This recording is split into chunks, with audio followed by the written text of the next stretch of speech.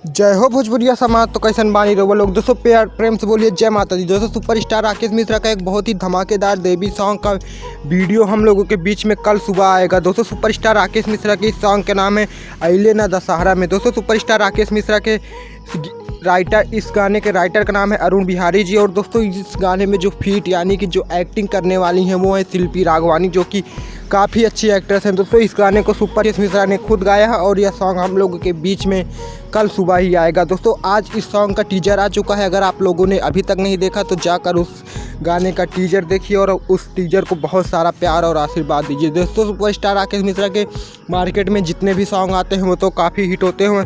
दोस्तों सुपरस्टार राकेश मिश्रा के भी एक से बढ़कर एक सॉन्ग आने वाले हैं। तो दोस्तों आप लोग ऐसे ही ट्रेंडिंग न्यूज़ जानने के लिए हमारे चैनल को सब्सक्राइब कर लेना, क्योंकि हम अपने इस चैनल पर इसी तरह की ट्रेंडिंग न्यूज़ सबसे पहले आपको देते हैं। भोजपुरी से छोटी से लेकर बड़ी बड़ी खबरें सबसे पहले आपको इसी चैनल पर मिलेगी। तो दोस्तों हमारे चैनल को सब्सक्राइब करिए और बेल आइकन को प्रेस कर लीजिए। मिलते हैं नेक्स्ट वीडियो में। जय हिंद, जय भारत, जय भोजपुरी समाज।